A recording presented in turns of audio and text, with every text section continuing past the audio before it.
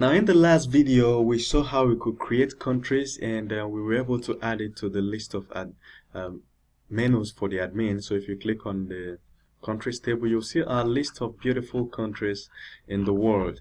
All right, we'll be able to add new countries and delete. Now, in this video, we were faced with a new problem.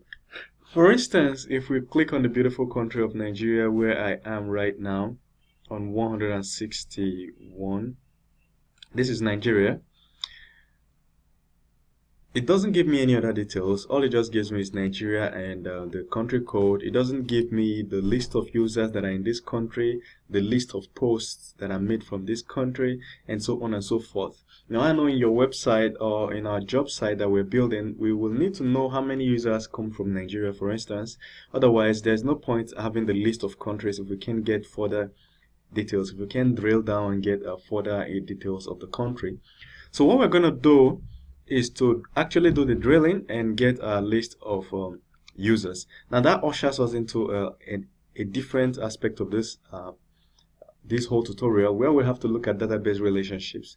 I believe if you already know some PHP, you already understand some relational database relationships, but just for the benefit of doubt, I will just touch a little aspect of it that we'll be using in this course. You can just Google relational database relationship tutorial and read up on it, or you understand. So raw PHP leverages on different ORMs. ORM is object relational model. It is, instead of just writing normal SQL, they have written a wrapper around SQL so that you can just write database queries more easily, like we did in our controllers. If we go to any of our controllers, like the post controller, instead of where we are finding, we're selecting all posts. Here we're selecting all posts. Now, instead of writing the SQL query of select all posts from post table and they do the connection to the database and everything, this ORM just helps us. And the ORM that I'm using here is Laravel, although you can just use CakePHP here too directly. Okay, so I'm just going to show you how to read up on Laravel ORM. It is important that you just glance through it at this point in this course so that you can have an idea of how to write yours, or how I was able to write this code. All right. So to do that, you have to visit Laravel website, just laravel.com, docs 5.4, and you click on Eloquent ORM, and then you have the full details here. Now, the topic we'll cover here is relationships, but if you click on Getting Started on the Eloquent ORM, it will load, and here we are. This, you just read it like a book the first time you're doing that. You don't need all this, and we're looking for how it relates to us. This is the model. As you can see, the model is identical to what we have here in the model because we decided to use Laravel ORM. If you go to any of our models like post, you see that it's very identical. We imported the namespace and we created the class, and we have all this, the table name, which is exactly what we have here. So whatever works here will work for you. And then except for these PHP artisan commands, they are not necessary, but from here whatever works will work for you. And of course we import this, and then we mention the table name, then the whole thing about primary keys, and I've taught you in the past video of how to set timestamps to false, and then you can adjust date formats, and then a whole lot of things. You can retrieve models. So this basically drills you down on a whole lot of things about how to use Laravel ORM. Okay, then CakePHP has an ORM too. If you prefer CakePHP, personally I prefer CakePHP ORM. So on CakePHP 3.0, raw PHP permits you to use CakePHP 3.0 ORM.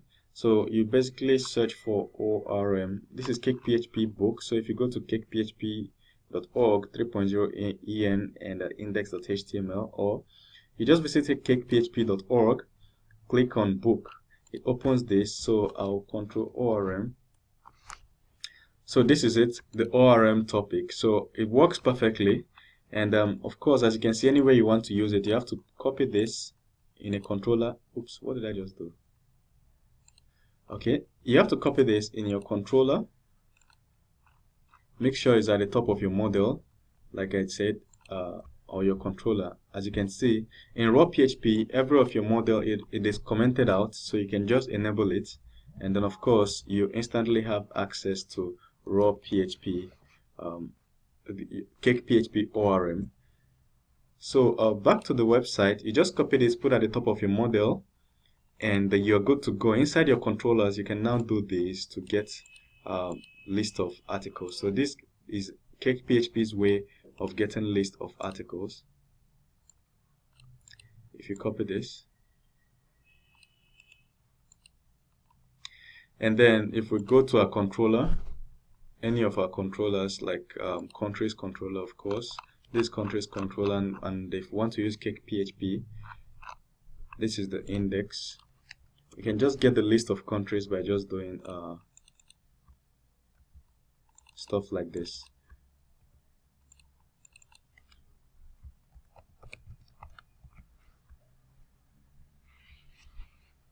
And so on. So depending on which one you want to use, you can just use any of their ORM. Just read it down and start using it directly in your code.